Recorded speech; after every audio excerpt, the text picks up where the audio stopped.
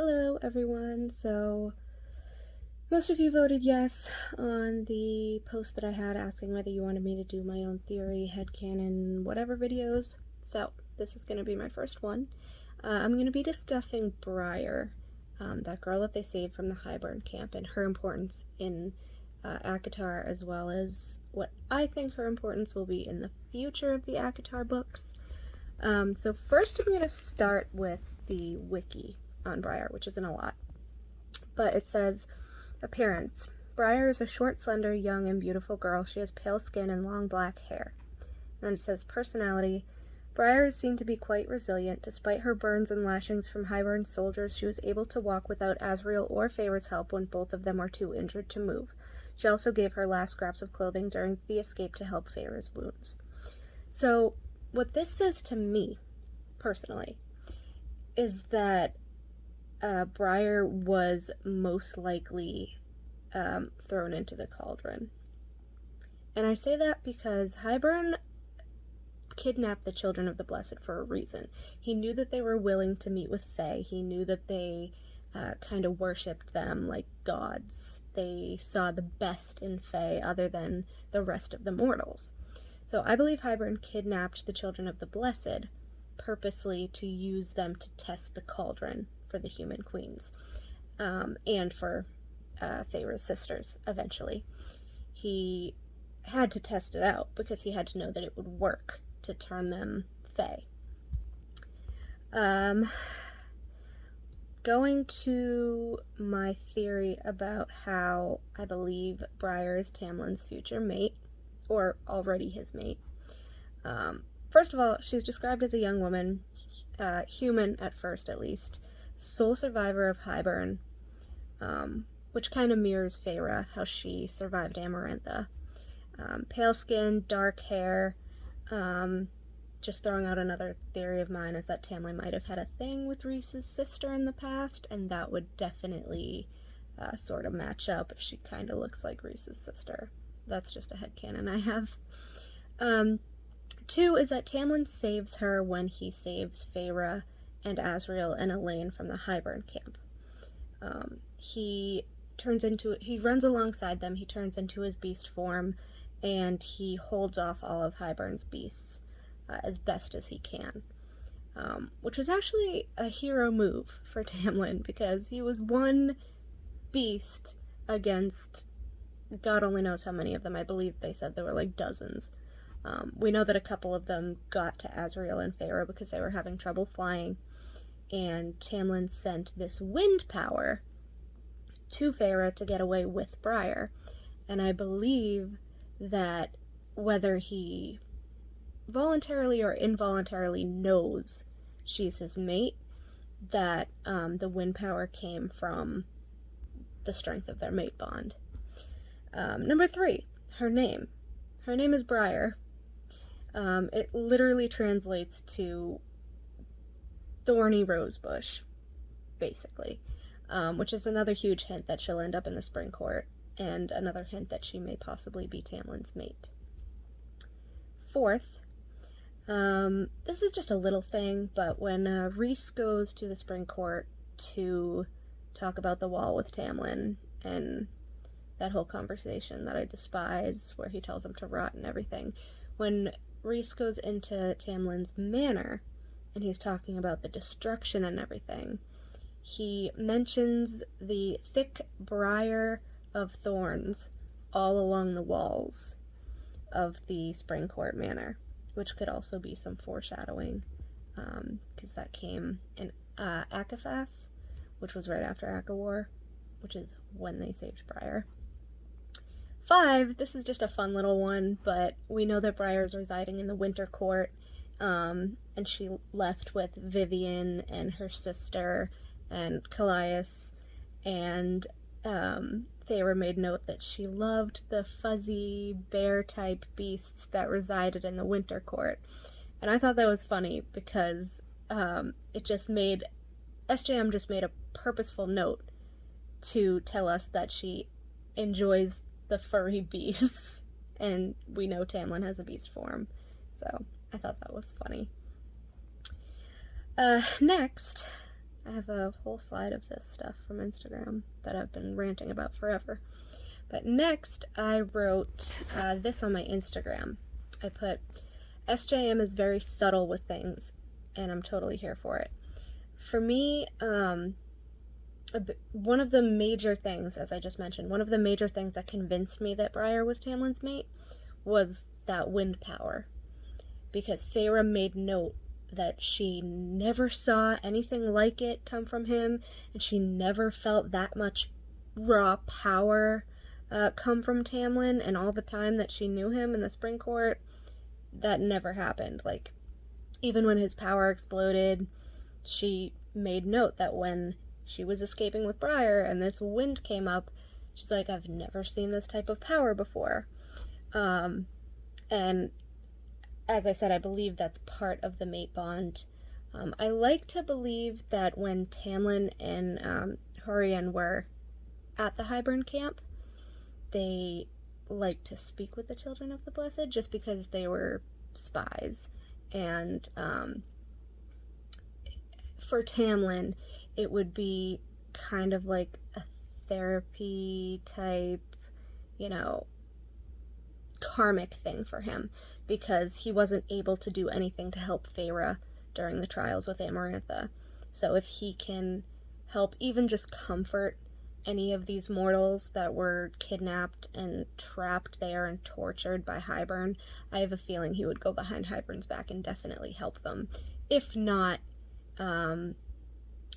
he couldn't physically speak with them, I feel like he would have some gesture of some sort, and that's where I think he met Briar and where the whole mate bond thing came to be. And I don't know whether he knows about it or not.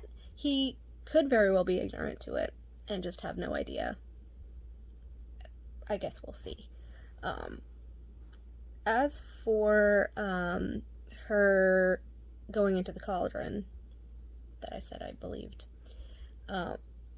we've seen what Nesta came out with when she went into the cauldron. We've seen what Elaine came out with when she went into the cauldron, because they were good characters. Aside from the Queen, who went into the cauldron and got turned into a crone and ultimately died.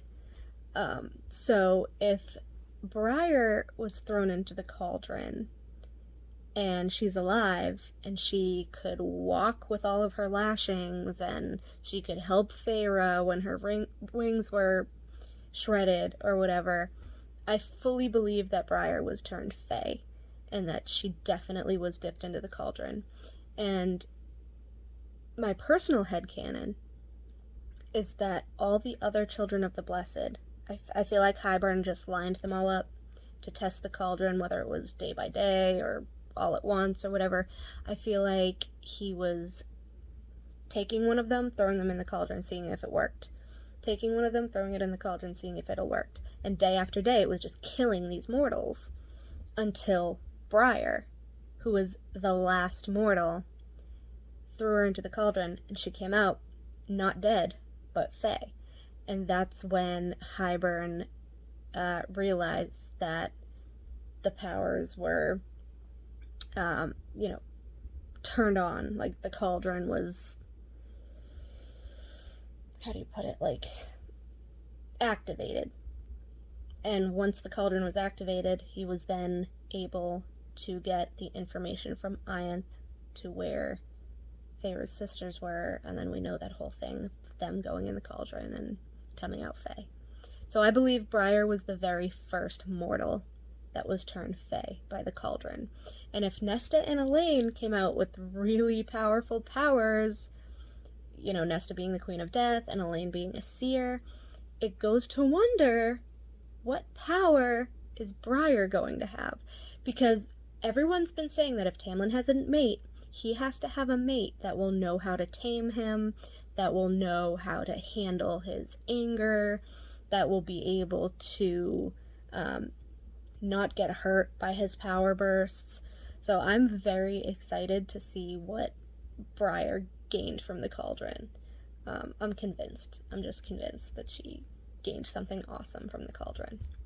Another thing that helps me to believe that she is Tamlin's mate is that I realized that all of the mates or couples or ships, if you want to say that, in the ACOTAR universe always have something out of the ordinary or primal or something connecting them together as like a hint before they're revealed to be mates.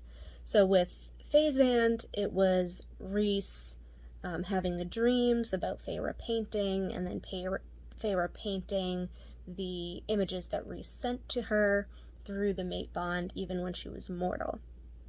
For Lucian and Elaine, we have Elaine hearing Lucian's heartbeat through the stone, whatever that means. We don't have their story yet. We don't know what Elaine's thing is yet, so, but that's one thing she can hear, his heartbeat. For Gwen and Azriel, we know that Azriel's shadows take an immediate liking to Gwen. They dance around her, they sing back to her, and this is one of the big hints for them. And even for Nesta and Cassian, the first time Cassian met Nesta as a mortal, and he was just staring right at her, like, he knew. There was this intrinsic thing in him that he knew that she was his mate, even though he couldn't feel the actual bond yet. And then during ACOWAR, when Cassian is about to die and get, like, trampled by Hybern's army and everything, and Nesta screams to him, and he hears that, she essentially saved him from death because of the bond that they had. Even if she was denying it at the time, it still resided in her to save her mate. So all of these things just point to little hints of this is how they're mates, and these are the little things that happen when you're connected with somebody, and that's why I think that Tamlin's wind power connects him with Briar, because the only time we've seen it was when he was helping Feyre get away with her from the Hybern camp. And a lot of people will say, oh, you know, he still loves Feyre, he did it to save Feyre, but the thing is, Feyre asks Hurrian to take Briar and get her to the edge of the cliff so they can save her. We never actually see Hurrian do that, but what we do see is Feyre and Azriel and Elaine getting to the cliff, and Briar is already there. And then we see Tamlin running alongside them. So I fully believe that Tamlin was a huge part of also saving Briar, because something inside of him told him that she was his mate, even if he doesn't know it yet, even if she doesn't know it yet. But that's on that. Let's see, what else do I have? Alright, back to the beginning. So, back in ACOTAR, when Feyre was human, I have a couple quotes, or I have one long quote, from Tamlin, and it is, "Your human joy fascinates me, the way you experience things in your lifespan so wildly and deeply and all at once. It's entrancing. I am drawn to it, even when I know I shouldn't be, even when I try not to be." So my belief is that when he was undercover in Hybern, he met Briar, as I said, when she was kidnapped and tortured or whatever there, before she was thrown into the cauldron. So I believe that he met her when she was mortal, he took a liking to her, he had a connection with her, and all of this obviously had to be behind Hybern's back because he was working with Hurrian as a spy. But I think that his immediate connection to Briar was when she was mortal, when she was human. And the fact that he fell for Feyre when she was human just seals the deal for me, that Briar is definitely his mate because she was mortal first. And now she's Fae. And now that she's gone through the cauldron and come out with some sort of powers, I believe she's going to be the one that will be able to tame him. And I honestly cannot wait for him to meet her again. I can't wait for her to meet him. I don't know how SJM's going to write that. I feel like Briar's in the Winter Court, but I feel like she's gonna want to expand her knowledge of Prythian, especially if she's a new fae. She's gonna want to go on tour of the other courts. And I know that everyone's gonna be like, oh, you don't want to go to the Spring Court. The beast resides there. Everything's in ruins. But knowing Briar was a child of the blessed just means that we know she doesn't really care about if the fae are super perfect or whatever, because she's seen Hybern, she's seen how evil the fae can be, and she's seen Vivian and Callias, and she's seen how kind fae can be.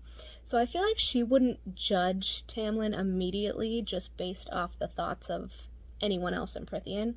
She has a mind of her own, just like she did when she was mortal and became a child of the blessed. So I believe she would be pretty adamant about even visiting the Spring Court as well as the other courts. And I would go as far as to seeing her helping him rebuild, and along the way them becoming sort of friends, and or her helping him heal, something along those lines. But I would love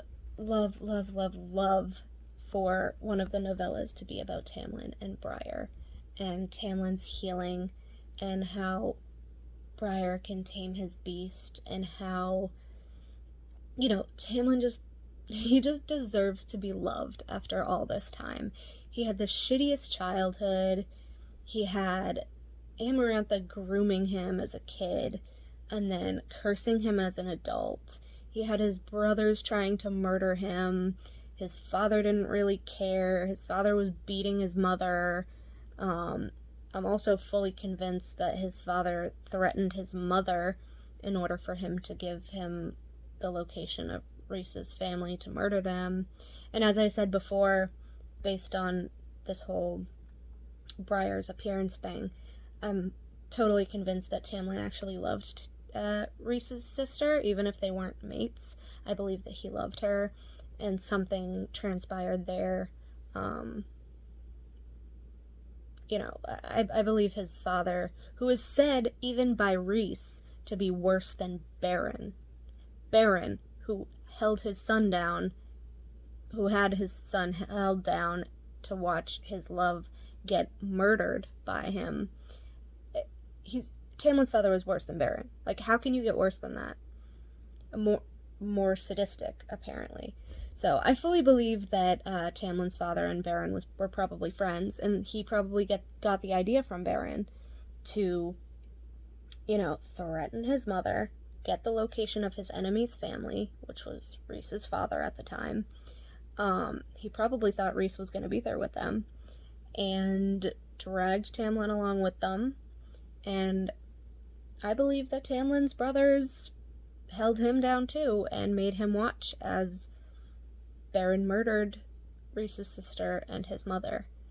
And I believe that he pinned their wings in his study as a warning to Tamlin, like, you cross me, you become a traitor to me, and this is what happens. Because we have to remember that Tamlin befriended Rhys in the war. They were friends at this point. They were friends when his father was alive, and Rhys's father was alive.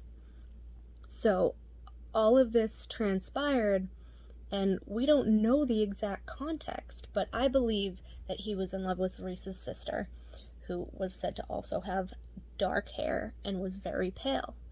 And so when Briar came to the scene, and she was said to have dark hair and be pale and be resilient, and, you know, having been mortal, and, you know, Tamlin being fascinated with the mortal heart and lifespan, and probably seeing her as like almost a double to who Rhys's sister was, aside from the blue versus purple eyes.